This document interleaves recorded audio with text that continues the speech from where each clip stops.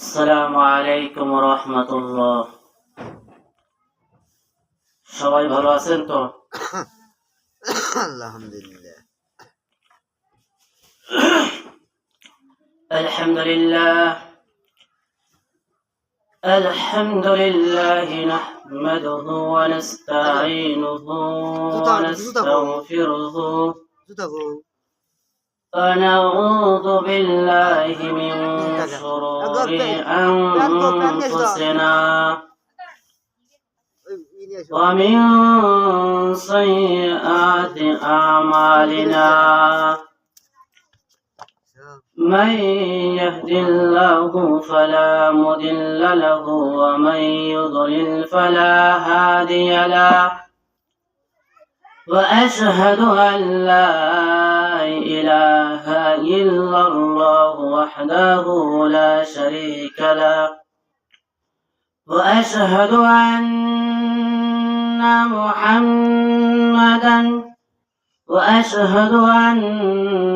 سيدنا وسندنا ونبينا ومحبوبنا وحبيب ربنا وطبيب قلوبنا ومولانا محمدا عبده ورسوله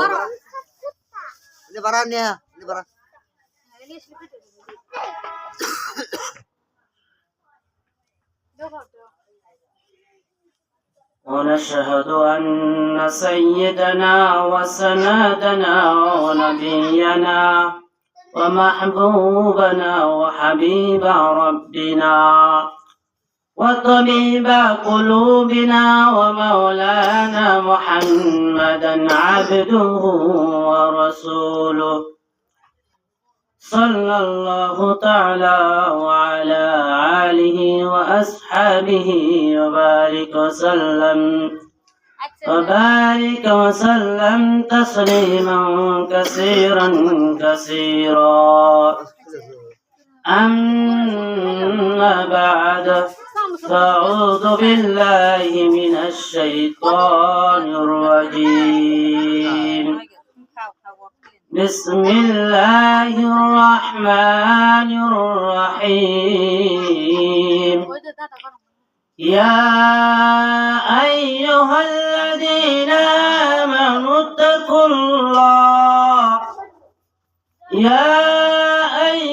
الذين آمنوا اتقوا الله حق تقاته ولا تموتن إلا وأنتم مسلمون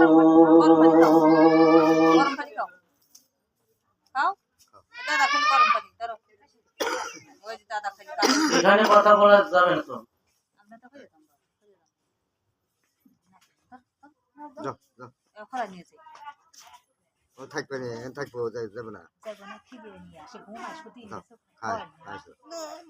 وقال رسول الله صلى الله عليه وسلم المسلم من سلم المسلمون من لسانه ويده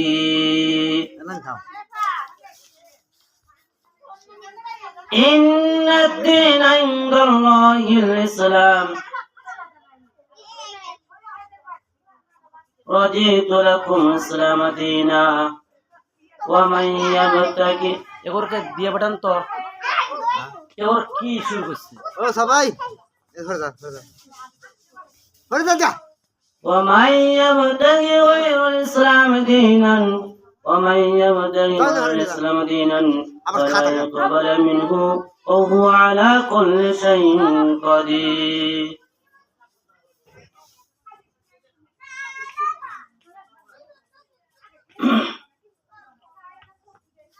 رضيت لكم الإسلام دينا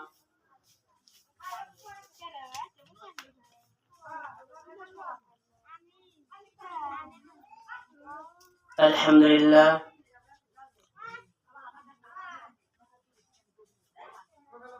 সকলে আমরা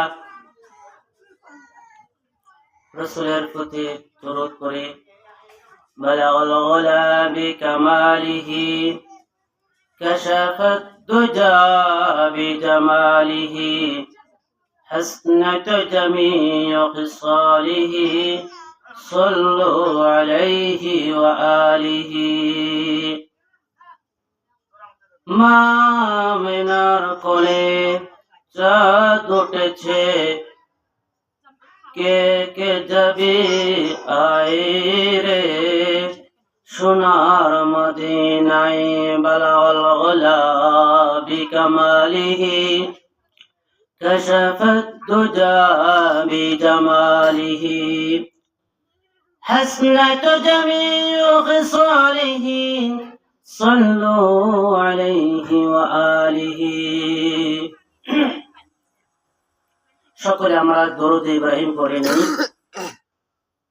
আল্লাহুম্মা সাল্লি আলা মুহাম্মাদিন ওয়া আলা আলি মুহাম্মাদ কামা সাল্লাইতা আলা ইব্রাহিমা ওয়া আলা আলি ইব্রাহিম ইন্নাকা হামিদুম মাজিদ আল্লাহুম্মা বারিক আলা محمد وعلى آل محمد كما باركت على إبراهيم وعلى آل إبراهيم إنك حميد مجيد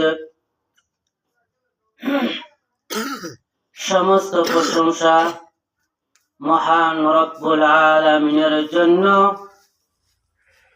যে মহান রব্বুল আলামিন বাদ মাগরিবের নামাজের পরে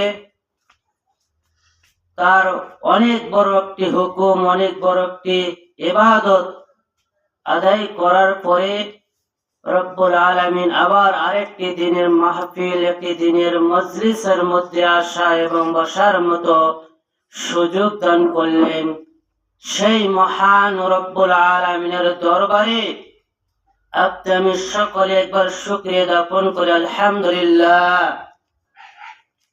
জোর দিয়ে বলি একটু আলহামদুলিল্লাহ আর যে নবীকে সৃষ্ট না করলে আসমান জমিন চন্দ্র সূর্য পাহাড় পর্বত কোনকে কোন কায়নাতকে সৃষ্টি করা হইতো না সেই মহান নবী প্রতি আমি সকলে একবার দরুদ পড়ে নিই সাল্লাল্লাহু আলাইহি ওয়াসাল্লাম কারণ যে নবী আপনাদের জন্য আজও এখনো সোনার মদিনায় শুয়ে তার রওজা ধারে শুয়ে আজও উম্মতি উম্মতি বলে কাঁদতেছে কারণ উম্মতি উম্মতি কত নবী আপনাদের জন্য কত কষ্ট করেছে হ্যাঁ এই নবীর কষ্ট আর আজকে আমরা সেই নবীর সূত্রে আমরা আজকে কি মুসলমান নাকি হ্যাঁ নবী আপনাদেরকে আপনাদের জন্য কত কষ্ট করেছে এই জন্য আজকে আমরা নামের শুরুতে কি বলি মুহাম্মদ নাকি মুহাম্মদ আব্দুল্লাহ মুহাম্মদ কি আব্দুল্লাহ এরকম অনেক আমরা কি নামের শুরুতে মুহাম্মদ দেই না দেই এই জন্য সেই নবী বলতেছেন যখন রাসূলের নাম শোনা যায় যখন রাসূলের নাম শোনো তোমরা কি করো তোমরা রাসূলের উপর দিয়ে কি করো দরুদ পড়ো সাল্লাল্লাহু আলাইহি ওয়াসাল্লাম কারণ রাসূলুল্লাহ সাল্লাল্লাহু আলাইহি ওয়াসাল্লাম তার পবিত্র জবানের দ্বারা একটা হাদিস বলেছেন সেই হাদিসের মধ্যে বলা হয়েছে যে মান সাল্লা আলাইহি ওয়াহিদান সাল্লাল্লাহু আলাইহি আশরান, যে যখন রাসূলুল্লাহ সাল্লাল্লাহু আলাইহি সাল্লামের নাম শোনা মাত্রই কোন ব্যক্তি তার উপরে দরুদ পূরণ করবে, আল্লাহ তাআলা তার উপরে 10 বার রহমত নাযিল করবে। বলুন সুবহানাল্লাহ।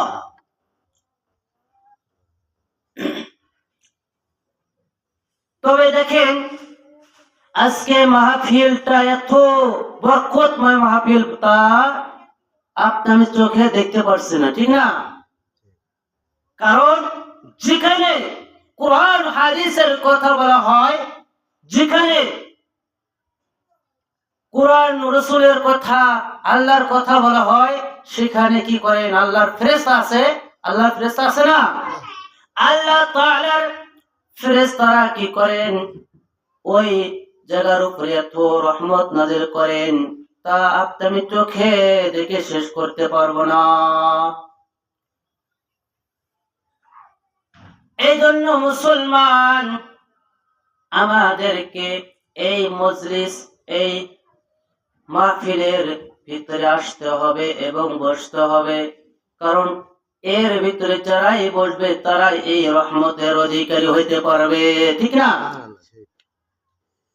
তারাই এই রহমতের অধিকার হইতে পারবে। আর যারা বলতেছে আমি কান দিয়ে তো শুনতেছে, কানে তো আওয়াজ আসতেছে, মাইকের আওয়াজ, এই বললে সে কি কানের যে একটা হক, সে কানের হকটা আদায় করলো, তবে এখানে যে আসলে যে লাভ, সে লাভটা সে আর পাইল না, ঠিক না?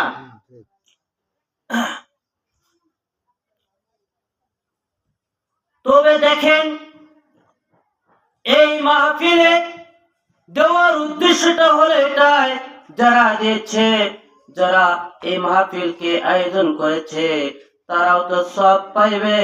আর যারা এই মাহফিলে এসে যে সমস্ত কথাবার্তা, যে সমস্ত আমল যারা শুনবে, এই আমলের উপরে তারা আমল করবে, তারাও যে সব পাবে। আর যারা এই মাহফিল দিয়েছে তারাও সেই সব পাবে, ঠিক না? এই জন্য মুসলমান বাপদার আমার, এই মুসলমান বাপদান আমার, আমি আপনাদের সামনে কোরআন কারিমের একটি আয়াত তেলাওয়াত করেছি। সেই আয়াতের মধ্যে রব্বুল আলামিন বলতেছেন, ইয়া আইয়ুহাল্লাযীনা আমানুত্তাকুল্লাহ হাক্কা তুকাতিহি ওয়া লা তামুতুন্না ইল্লা ওয়া আনতুম মুসলিমুন। হে ইমানদারগণ, তোমরা কি করো? ঈমান আনো এবং আমি আল্লাহকে ভয় করো, এবং পরিপূর্ণ মুসলমান না হইয়া তোমরা মৃত্যুবরণ করো না। তোমরা কি করো? পরিপূর্ণ মুসলমান না হইয়া মৃত্যুবরণ করো না।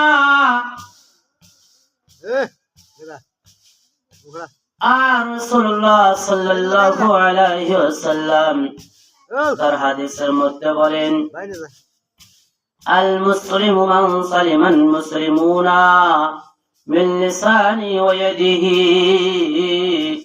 প্রকৃত মুসলমান ওই ব্যক্তি যার হাত ও মুখের দ্বারা অপর মুসলমান নিরাপদ থাকে। প্রকৃত মুসলমান কে? ওই ব্যক্তি যার হাত ও মুখের দ্বারা অপর মুসলমান কি থাকে? নিরাপদ থাকে। আর আজকে আমি কি দেখতে পাই? আমি কি দেখতে পাই? আজকে আমাদের মুসলমান ভাই ভাইয়ের সাথে কোনো সম্পর্ক থাকে না, কারণ ভাই ভাইয়ের সাথে তারা সব সময় গন্ডগোল করে থাকে, ঠিক না? আমি কি মিথ্যা কথা বললাম? আজকে ভাই ভাইয়ের সাথে কোনো সম্পর্ক নাই, ছেলে বাপের সাথে কোনো সম্পর্ক নাই, পাড়ার প্রতিবেশী কোনো মানুষের সাথে কোনো সম্পর্ক নাই।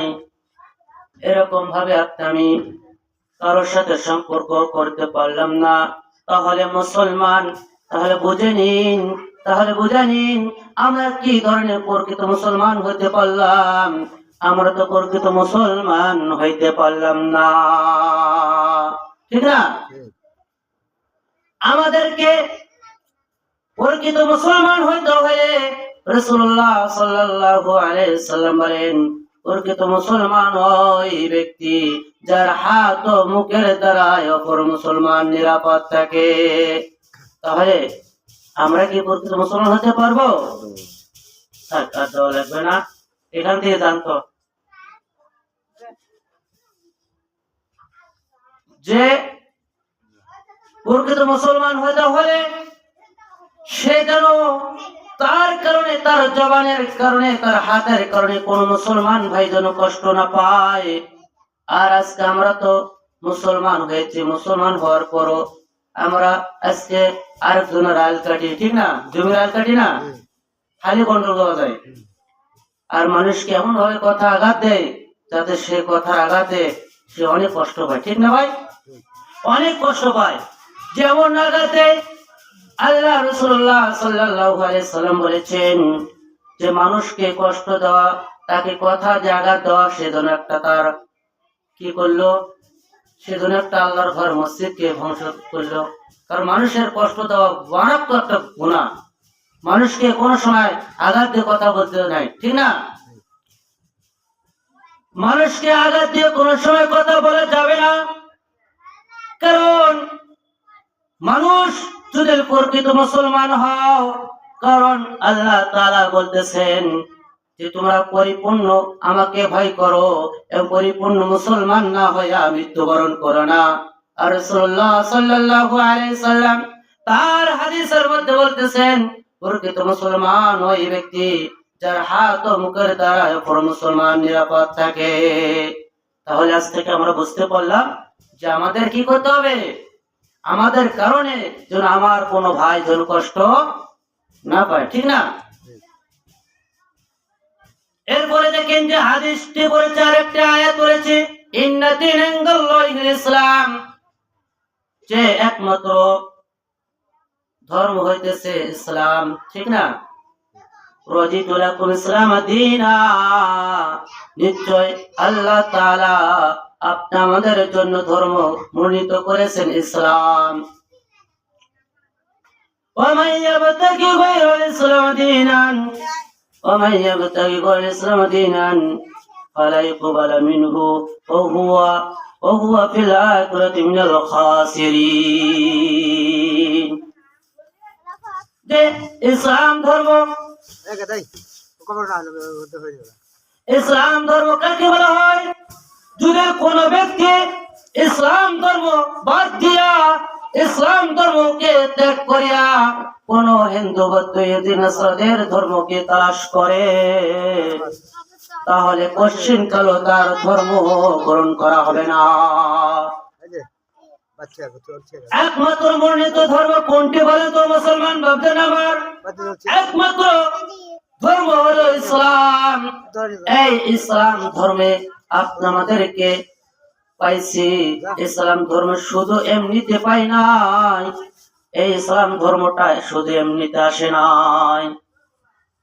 ইসলাম ধর্মটা কষ্ট করে, জিহাদ করে, কত কষ্ট যুদ্ধ করে ইসলাম ধর্মটা পাইছি। আজকে ইসলাম ধর্ম পাওয়ার পরও ইসলামের কোন গুণগান করি না। আজকে আপনি ইসলাম ধর্মকে বাদ রেখে, ইসলাম ধর্মকে বাদ রেখে আপনি গেছে কার গুণগান করে?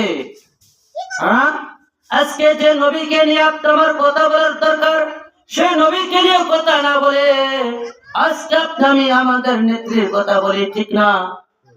যে আমার নেতা, আমার নেতা ফুলের সাথে নাকি পবিত্র, এরকম ভাবে আপনি মিছিল করে আজকে দেখেন সেই নেতা নেত্রী আছে কোথায় চলে গেল? তারা আজকে তারা চলে যেতে বাধ্য হয়েছে। আর আপনি এখানে বসো, বসো।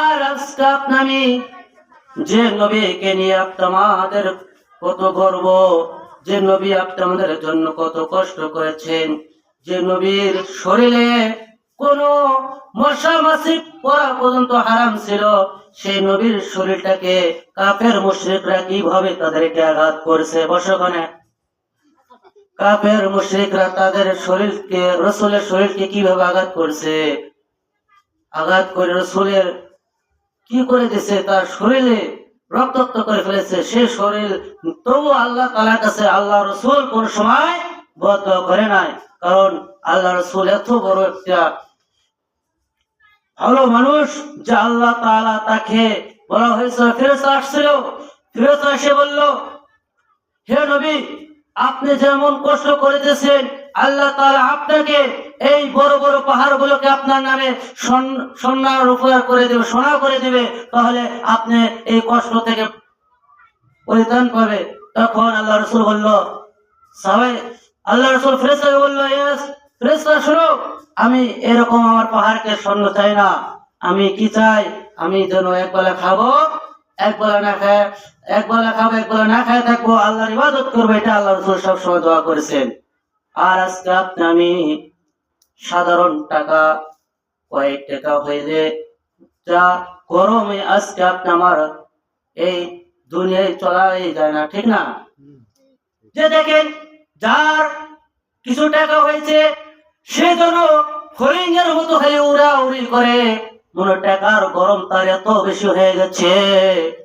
এ মুসলমান, এই দুনিয়াটাতে তোমার টাকার কোনো মূল্য নাই, কারণ তুমি জানো তুমি যখন মৃত্যুবরণ করবা তখন তোমার সাথে সাথে তোমার টাকা পয়সা সবকিছু ধূলিসাৎ হয়ে যাবে, ঠিক না?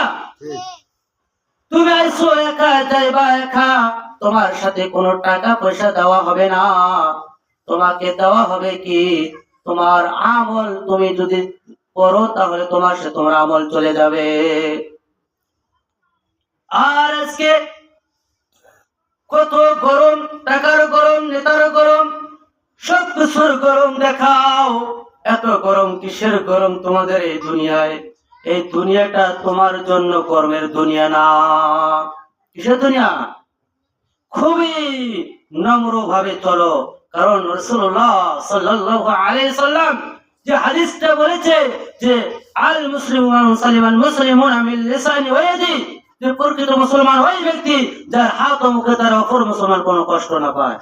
আর আজকে আপনি আমি নেতা হয়েছি, আর ভাইকে আপনি আমি নেত্রী গরমে আপনি আমি তাদেরকে কষ্ট দেই, ঠিক না? কষ্ট দেই ভাই, এই জন্য কষ্ট দেওয়া যাবে না। এই জন্য সর্বহালতে সর্ব অবস্থায় কি করতে হবে? আল্লাহর উপর ভরসা রাখতে হবে, রাসূলের তরিকা অনুযায়ী চলতে হবে।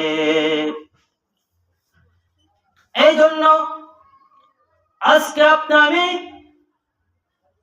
আল্লাহর হুকুম নবীর তরিকা অনুযায়ী চললে তাহলে কোথায় যাব? জান্নাতে যাব। এই জন্য তবে আপনার তো আজকে ইমানই নেই, ঠিক না? ইমান আছে ভাই? কারণ আপনি আমি তো আজকে নেত্রীকে ভালোবাসি, রসুলকে ভালোবাসি না, ঠিক না? আল্লাহ আছে এই কথা আপনি আমার কোনো জানি না মনে হয়, ঠিক না? যে আল্লাহ আছে যে একজন, আল্লাহ তাআলা এই আসমান জমিন চন্দ্র সূর্য যত কিছু আছে সব কিছুর মালিক কে? সবাই বলেন তো দেখে, আল্লাহ। এই আল্লাহ তাআলার ভুলে আজকে আপনি আমি সবাই কি করে নেত্রীর গরম দেখায়, সে নেত্রী আজকে দেখেন পালাতে 1 সেকেন্ড লাগলো না, ঠিক না? হ্যাঁ, এই জন্য হাদিস পড়েছি এবং কোরআন আয়াত পড়েছি। এই জন্য বলা হয়েছে মুসলমান তুমি এইভাবে চলো, এমন ভাবে চলো যাতে করে তোমার ভালোবাসা একজন আলেমের সাথে হয়, একজন কি হয়, একজন আল্লাহওয়ালার সাথে হয়, একজন ওয়ালিওয়ালা আল্লাহ বুজুর্গদের সাথে তুমি ভালোবাসা করো। কারণ বলা হয়েছে আল মারউ মা মান হাব্বা, আল মারউ মা মান হাব্বা, যার সাথে যার মহব্বত তার সাথে তার কিয়ামত। কি হবে? কিয়ামত। হ্যাঁ, আজকে আমার মুসলমান বাবাজিরা তারা কাদের সাথে মহব্বত করে? যারা হিন্দু, বৌদ্ধ, ইহুদি, নাসারা, তাদের সাথে আজকে আমি মহব্বত করি, ঠিক না? কারণ আল্লাহ রাসূলুল্লাহ সাল্লাল্লাহু আলাইহি সাল্লাম বলেছেন, আল মারউ মা মান হাব্বা, যার সাথে মহব্বত তার সাথে কিয়ামত মানে তার সাথে হাসর নাসর হয়ে যাবে। এই জন্য আমরা সর্বহালতে সর্ব অবস্থায় কি করব? আমরা কি করব?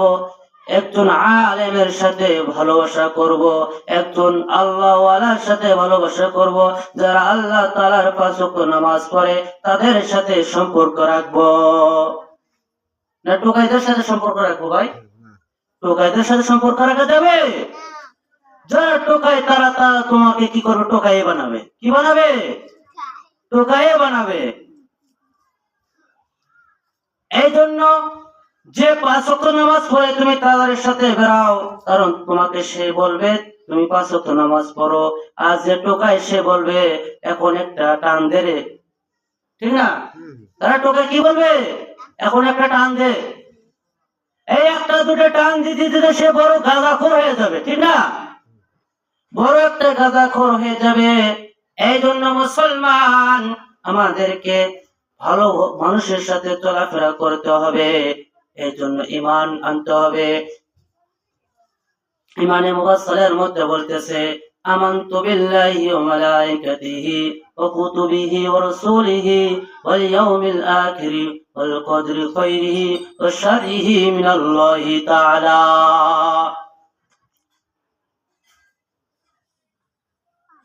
যে এই ঈমানে মুফাসসালের মধ্যে 7টা বিষয় রয়েছে।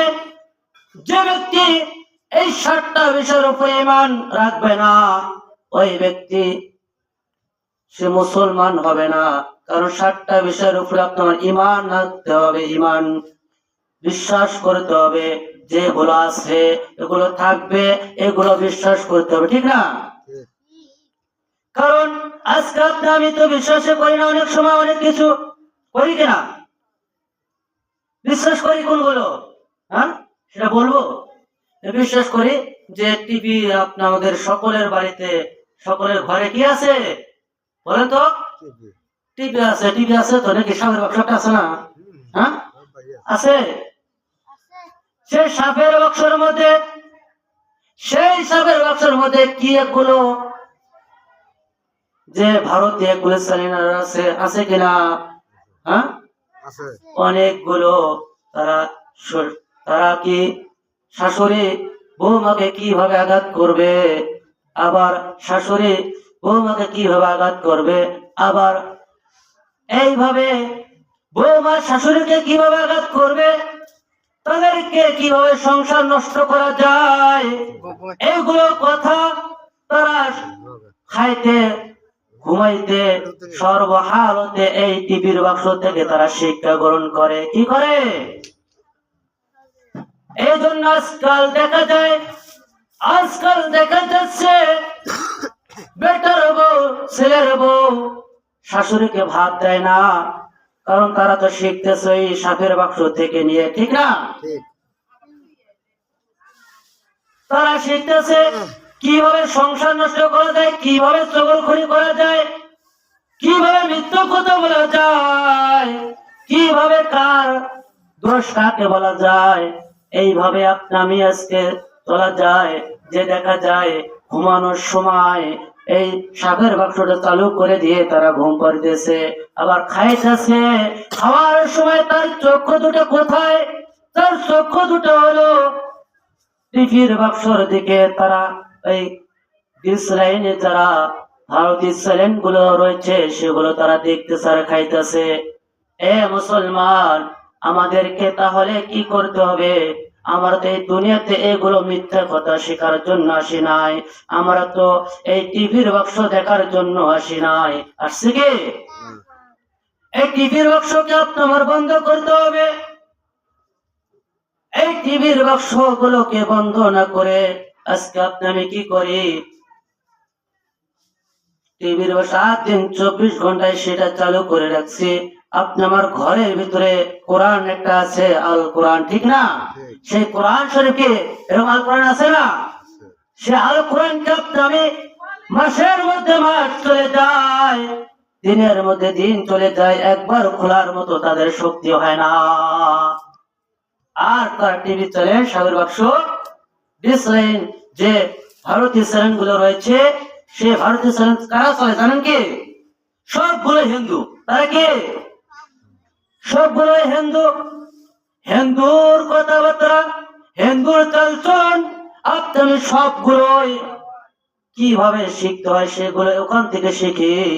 এ বন্ধু, আপনাদেরকে বলে যাব, এগুলো বাদ দিয়ে আমি কুরআনুল কারীমের মধ্যে কি কি বলছে আল্লাহ তাআলা, আল্লাহ রাসূলুল্লাহ সাল্লাল্লাহু আলাইহি সাল্লাম কি বলছে, এগুলোর উপরে বিশ্বাস করতে হবে, ঠিক না?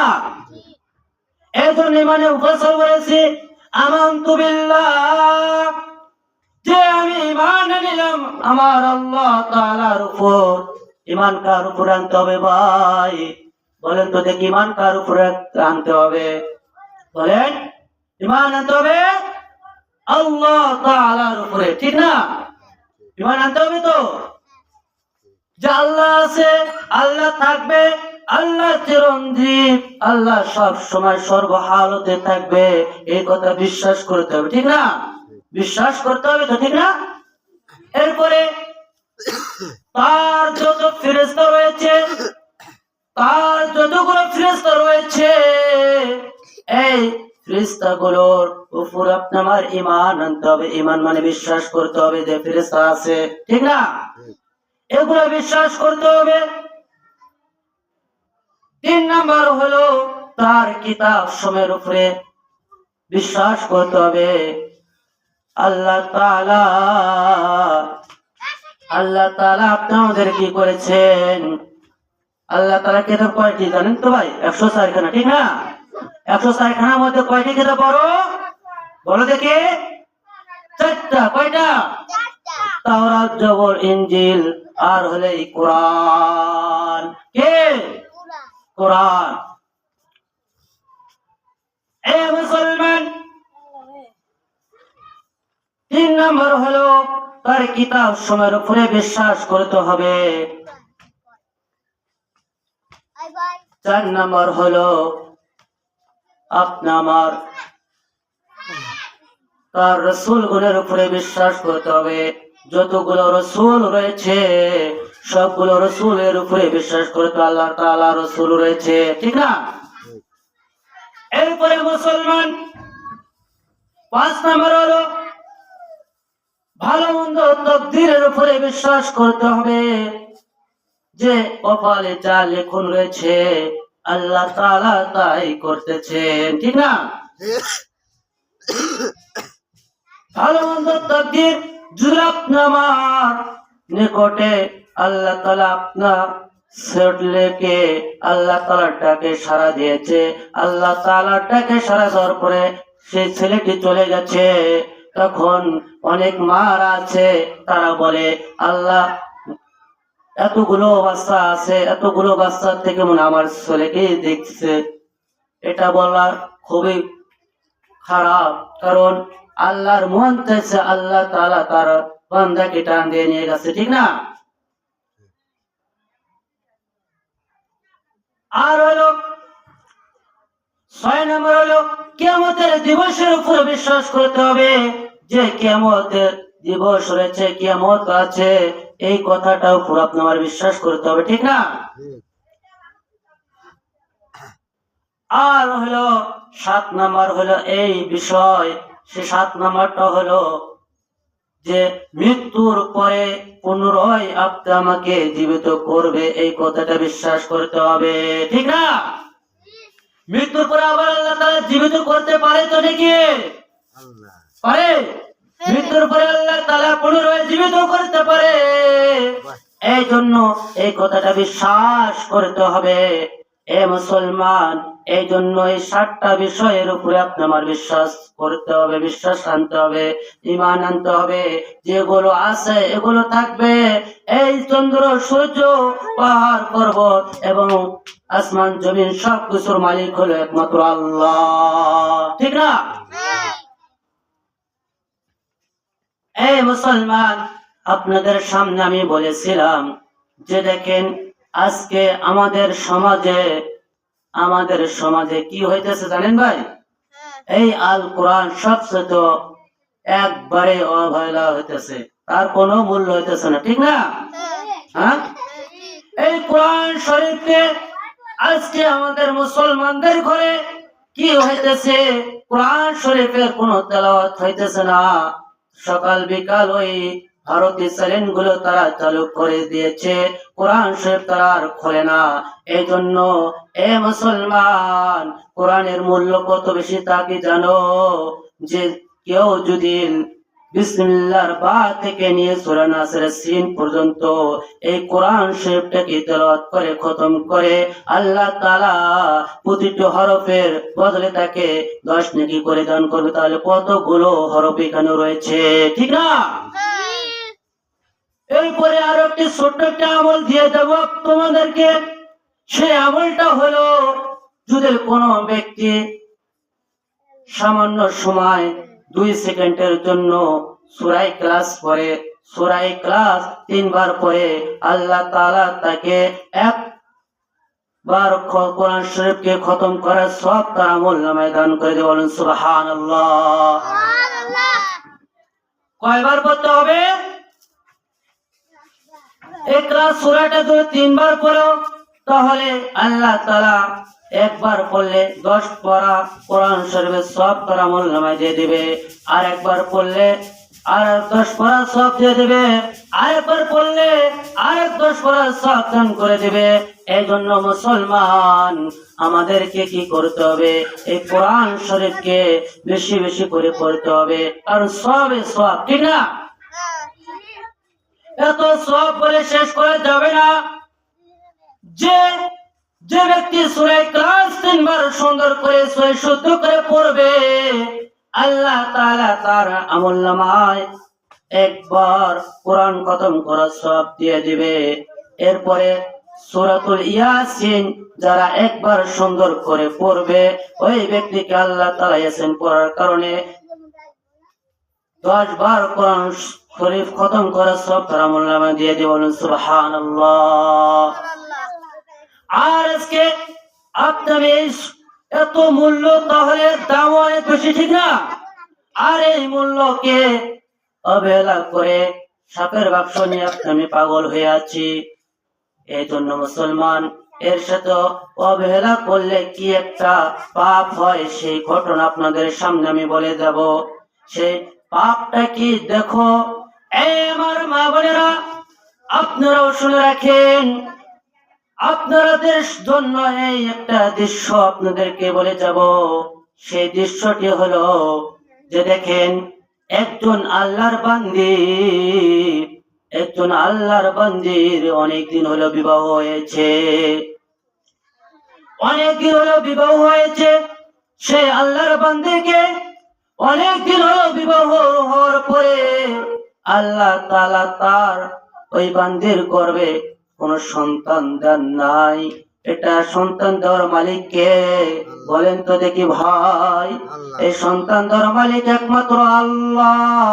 আর সন্তান না দেওয়ার মালিক কে? আল্লাহ।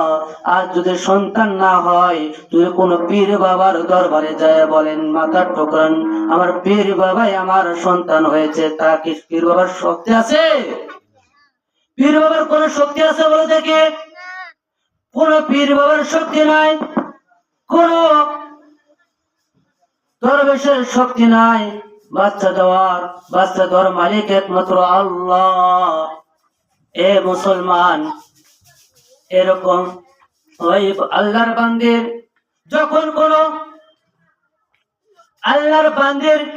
যখন কোন সন্তান আদি আল্লাহ তাআলা তার গর্ভে দেন নাই, তখন সে অনেক ওষুধ পানি, অনেক পরীক্ষা নিরীক্ষা করার পরে যখন ত্যাক্ত হয়ে গেল, এরপরে সে এক জায়গায় একটা মেলা হইতেছে। তোমাদের এখানে কি মেলা হয় নাকি? মেলা হয় না? মেলা হয় নাকি? এই বছরে একবারে এই গ্রামে যখন একটা মেলা হয়, ওই রকম একটা মেলা হয়েছে। এই ঘটনাটা হলো একজন আশরাফ আলী থানভী রাহমাতুল্লাহ আলাইহি তার কিতাবের মধ্যে বলেন, এই ঘটনা যখন মুসলমান ওই আল্লাহর বান্দি মেলাতে চলে গেল। মেলাতে চলে যাওয়ার পরে সেখানে একজন সাধু, একজন হিন্দু ব্যক্তিকে সেখানে দেখতে পাইল। হিন্দু ব্যক্তিকে যায়া ওই আল্লাহর বান্দি তাকে হাত দেখাইলো। হাতে রেখা দেখে বলতে পারে যে তার সন্তান হবে কিনা? কেউ কি এটা বলতে পারবে? হাতে রেখা দেখে ওই হিন্দু কি করলো? ওই আল্লাহর বান্দিকে বলল তোমার সন্তান হবে, তবে একটা শর্তের কারণে তোমার সন্তান হবে। বলুন নাউজুবিল্লাহ।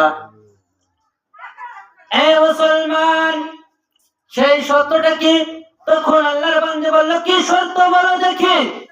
তখন বলল শর্তটা হলো একটাই, তোমাদের বাড়িতে যে আলমারির ভিতরে একটা কোরআন, এই কোরআন শরীফ আছে, এই কোরআন শরীফ আছে কি? তখন আল্লাহর বান্দি বলল হ্যাঁ আছে। এই কোরআন শরীফটাই তুমি কি করবা? কোরআন শরীফটার উপরে চড়ে তুমি গোসল করবা, তোমাকে তোমার সন্তান দিয়ে দিবে। তখন বলুন নাউজুবিল্লাহ। কি বড় একটা কথা বলছে! যারা হিন্দু তারা কি আমাদের দুশ্মন না? তারা কি আমাদের মহব্বতের মানুষ হবে? তারা হলে একবারে আমাদের শত্রু। কিভাবে মানুষের ঈমান নষ্ট করে দেয়, শত্রু কিভাবে মানুষকে নষ্ট করে দেয়। তখন ওই আল্লাহর বান্দিকে বলতেছে যে তুমি কি করবা? তোমার বাড়িতে যাওয়ার পরে এই কোরআন শরীফের উপরে চড়ে গোসল করবা, তোমার বাচ্চা হবে। তখন ওই আল্লাহর বান্দির মনটা একটু কাঁপে ওঠে নাই, কারণ সে তো ওই শয়তানি বুদ্ধি দিয়ে দিয়েছে। এই বুদ্ধির কারণে সে এই কাজটাই করার জন্য রাজি হয়ে গেল। বলুন নাউজুবিল্লাহ। এই জন্য বলতেছে মুসলমান, আমাদের এই অবহেলার কারণে আমরা আজকে কোরআন শরীফকে পড়াশোনা করি না। কোরআন শরীফ না পড়ার কারণ যে অবহেলা করি, এটাও একটা আল্লাহ তাআলা শাস্তি দিবে তো নাকি? দিবে না? এই জন্য মুসলমান ওই আল্লাহর বান্দি বাড়িতে চলে আসলো। বাড়িতে চলে আসার পরে তার শাশুড়ি আম্মাকে বলতেছে ও মা, আমার তো সন্তান হয় না, তবে আমার ওই পাদ্রী, ওই হিন্দু আমার হাতের রেখা দেখে বলেছে আমার সন্তান হবে, তবে একটা কাজ করতে বলেছে। সেই কাজটা হলো কি? সেই কাজটা হলো কুরআনুল কারীমের উপরে বসে গোসল করতে হবে। তখন তার শাশুড়ি আম্মা বলছে নাউজুবিল্লাহ, বৌমা এই কাজ তুমি কখনো করো না। কারণ তার শাশুড়ি আম্মা বুঝতে পারছে কোরআনের মূল্য কত, ঠিক না? এই মুসলমান, যখন শাশুড়ি আম্মা যখন তাকে নিষেধ করলো, নিষেধ করার পরে তখন সে আর এই কাজটা করলো না। যখন দীর্ঘ কয়েকদিন চলে যায়, তখন শাশুড়ি আম্মা যখন তার রান্না বান্নার কাজে চলে যায়, কাজ করতেছে, হঠাৎ করে ওই আল্লাহর বান্দি কোরআনুল কারীমটা তাক থেকে নিয়ে আসলো। নিয়ে আসিয়া কবরস্থানে নিয়ে আসার পরে গোসলখানার ভিতরে ঢুকছে। ঢোকার পরে সে কি করলো? ওই কোরআন কারীমের উপরে বসে গোসল করার সাথে সাথে একটা আশ্চর্য একটি ঘটনা হয়ে গেল। ইতিমধ্যে ওই শাশুড়ি আম্মা বলতেছে কে আজকে বৌমা আমার কাজের সহযোগিতা এখনো করে না কেন? কি হলো, বৌমা কোথায় গেল? তখন ওই চিন্তা করতে করতে শাশুড়ির এই চিন্তাটা এসে গেল, কে বৌমা আমাকে বলছিল কোরআনুল কারীমের উপরে পড়ে সে গোসল করবে। দেখি এই এক দৌড় দিয়ে তখনই ঘরের ভিতরে ঢুকলো। ঢোকার পরে দেখে সেই ঘরের ভিতরে তাকের উপরে কোনো কোরআনুল কারীম নাই। যখন কোরআনুল কারীম নাই, তখন দৌড়িয়া গোসলখানার দিকে চলে আসলো। গোসলখানার দিকে চলে আসার পরে দেখে গোসলখানার দরজাটা একেবারে আটকে দেওয়া, ভেতর থেকে আটকে দেওয়া। তখন বৌমা বৌমা করে তাকে ডাকে, কোনো জবাব আসে না। এই মুসলমান, যখন বৌমা বৌমা করে এটাকে কোনো জবাব আসে না, তখন তার দরজাটে এমন ভাবে আঘাত করে দরজাটে ভেঙে ফেলা হলো। ভেঙে ফেলার পরে দেখে দরজার ভিতরে ঢুকাইয়া, গোসলখানার ভিতরে ঢুকাইয়া দেখে কোরআনুল কারীমটা জমিনের উপরে পড়ে আছে। সুবহানাল্লাহ, নাউজুবিল্লাহ। নাউজুবিল্লাহ। কোরআনুল কারীমটা জমিনে মাটির উপরে পড়ে আছে, মাটিতে এটাকে ফেলে দেওয়া যাবে না। আর পাশে দেখে একটা হলো কি, যেটা আপনি এখনো সবাই যাকে নিকৃষ্ট, একবারে সবচাইতে নিকৃষ্ট প্রাণী মনে করি, সেটা হলো শুয়োর। শুয়োর চিনি ভাই? শুয়োর চিনি। সেই আল্লাহর বান্দিকে আল্লাহ তাআলা এই কোরআনুল কারীমের সাথে বেয়াদবি করার কারণে আল্লাহ তাআলা ওই বান্দিকে শুয়োর বানিয়ে দিয়েছে। বলেন নাউজুবিল্লাহ। তখন শাশুড়ি আম্মা দৌড়ে যে কোরআনুল কারীমকে জমিন থেকে নিয়ে বুকে তুলে নিয়ে বলতেছে, বৌমা তুমি এই কাজ কি করলা? তোমাকে তো আমি নিষেধ করে দিয়েছিলাম। তখন শাশুড়ি আম্মা যখন কোরআনুল কারীমটা ঘরের ভিতরে নিয়ে গেল, নিয়ে যে তাকের উপর রাখলো, ওই শুয়োরটি তার পিছে পিছে বের হলো। গোসলখানা থেকে বাহির হয়ে আসিয়া তার ঘরে বারান্দায় বসে থাকলো। তখন ওই শাশুড়ি আম্মা তার শুয়োরটাকে বলতেছে, বৌমা তুমি এই কাজ কি জন্য করলা? তখন তার জবাব আর সে আর বলতে পারে না। তার চোখ থেকে, শুয়োরের চোখ থেকে জর জর করে পানি পড়তেছে। তখন তার জবাব তার আর নাই। সে একটা শুয়োর হয়ে গেছে। শুয়োরকে আপনার নিকৃষ্ট মনে করি না, খারাপ মনে করি না। শুয়োরকে কেউ আমার পালে? হ্যাঁ, কেউ পালছে না, ঠিক না? শুয়োরকে আল্লাহ তাআলা এত নিকৃষ্ট করে বানিয়েছে। এই শুয়োর কারা খায়? হ্যাঁ, শুয়োর তো খায়, খায় না? খ্রিস্টানরা খায়। যখন শুয়োর বানিয়ে দিল মুসলমান, কিছুক্ষণ পূর্বে ওই আল্লাহর বান্দির স্বামী কাজকর্ম করে চলে আসলো, চাকরি করে চলে আসলো। আসার পরে দেখে বারান্দার উপরে একটা শুয়োর। সে শুয়োরটাকে দেখার পরে সে তার মাকে ডাকতেছে, মা মা মা তুমি কি দেখো না এই বারান্দার উপরে একটা শুয়োর বসে আছে? এই কথা যখন বললো মুসলমান, তখন মা বলতেছে, বাবা এর পিছনে অনেক বড় ঘটনা রয়েছে। তখন তার মা তার সন্তানকে এই ঘটনা খুলে বলল যে তোমার বউ কি করছে? কোরআনের সাথে বেয়াদবি করেছে। কোরআনের সাথে বেয়াদবি করার কারণে আল্লাহ তাআলা তাকে এই শাস্তি দিয়েছে। বলুন নাউজুবিল্লাহ। এই মুসলমান, তখন তার স্বামী খুবই আঘাত হয়েছে, এত রাগ হয়েছে যে কারণ সে আল্লাহ তাআলার কোরআনুল কারীমের সাথে বেয়াদবি করেছে। তখন ঘরের ভিতরে ঢুকিয়া বন্দুক বের করলো। বন্দুক বের করে তাকে আঘাত করবে, তাকে গুলি করবে। যখন বন্দুক দিয়ে তাকে গুলি করতে শুরু করলো, ওই সময় তার মা দৌড়ে আসিয়া বন্দুকটা হাত থেকে কাড়ে নিয়ে বলল, বাবা আমরা তাকে আর কি শাস্তি দিব? আল্লাহ তাআলা তো তাকে যার শাস্তি দেওয়ার মতো তাকে দিয়েছে। আমরা আল্লাহর শাস্তি চাইতে তো আর তাকে বেশি শাস্তি দিতে পারি না, ঠিক না? তখন তাকে আর গুলি করতে দিল না। এখন ওই শুয়োরটাকে আল্লাহ তাআলা যেরকম আমাদের বাড়িতে রাখি না, জঙ্গলে দিয়ে বাড়ি, ঠিক না? এরকম ওই শুয়োরটাকে তার স্বামী জঙ্গলের মধ্যে দিয়ে পাঠাইলো, জঙ্গলে থুয়ে আসলো। জঙ্গলে থাকার পরে শুয়োরটা এদিক ওদিক ঘোরাফেরা করে, এক নয় দুই নয় 3 দিন যাব সেই শুয়োরটা না খাওয়ায় কি হয়ে গেল? দুনিয়াতে তার সে মারা গেল। মারা গেল, কি হয়ে গেল? মারা গেল। খাইতে পারে, এটা তো আল্লাহর আযাব, ঠিক না? এটা আল্লাহর আযাব না? সে না খায় খেয়ে যখন মারা গেল, এটা কিসের কারণে? একমাত্র এই কোরআনুল কারীমের সাথে বেয়াদবি করার কারণে। এই জন্য আমার মুসলমান বাবাজিদেরকে আমি বলে যাব, আমার মাদেরকে বলে যাব, মারা তো প্রত্যেকের ঘরের ভিতরে কোরআনুল কারীম রয়েছে, আছে না? এই কোরআনুল কারীমের সাথে যদি বেয়াদবি করে, কোরআন কারীমটা যদি মাসের পর মাস পড়ে থাকে, কোরআন কারীমের মধ্যে ধুলা পড়ে যায়, কোরআন কারীমটাকে খোলার মতো শক্তি আপনাদের নাই, যদি না খুলি তাহলে এটা কি বদয়া করবে না? হ্যাঁ, যেরকম আল্লাহর বান্দিকে আল্লাহ তাআলা শাস্তি দিল, ঠিক না? আল্লাহর বান্দিকে কোরআনের উপরে চড়ার কারণে তাকে শুয়োর বানিয়ে দিয়েছে, ততরূপ আপনি আমাকে বাস্তবে শুয়োর না বানালো আল্লাহ তাআলা কাল কিয়ামতের দিন তো আপনি আমাকে ধরবে, ঠিক না? যে এই কোরআন কারীমকে আপনি আমি পড়ি নাই, কোরআন কারীমের হক আদায় করি নাই, কোরআন কারীম যেভাবে পড়তে হয় সেভাবে পড়ি নাই, এই নাই পড়ার কারণে আজকাল আপনি আমি কি করেছি?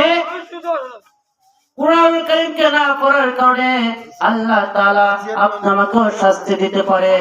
এই শাস্তি থেকে আপনি আমি বাঁচতে চাই, বাঁচতে চাইলে কি করতে হবে? বাঁচতে চাইলে আপনাকে আল্লাহর কোরআনকে তার হক আদায় করতে হবে, কোরআন কারীমকে ভালোবাসতে হবে, কোরআন কারীম দ্বারাই জীবন গঠন করতে হবে, ঠিক না? এই জন্য মুসলমান বাবুজান আমরা কি করব? আযান হয়েছে, আমরা সবাই কি করব? আল্লাহ তাআলা যেন আমাদের প্রত্যেককে এই কোরআনের হক, কোরআনের যে হক, যে কোরআন শরীফ যেভাবে পড়তে হয় সেভাবে পড়ার জন্য তৌফিক দান করেন, এবং আমার এই বয়ানের দ্বারা যেন আমি উপকারিত হতে পারি এবং আপনারাও এর উপর আমল করতে পারেন। ওয়া আখিরু দাওয়ানা আলহামদুলিল্লাহি রাব্বিল আলামিন। আসসালামু আলাইকুম ওয়া রাহমাতুল্লাহি ওয়া বারাকাতুহু।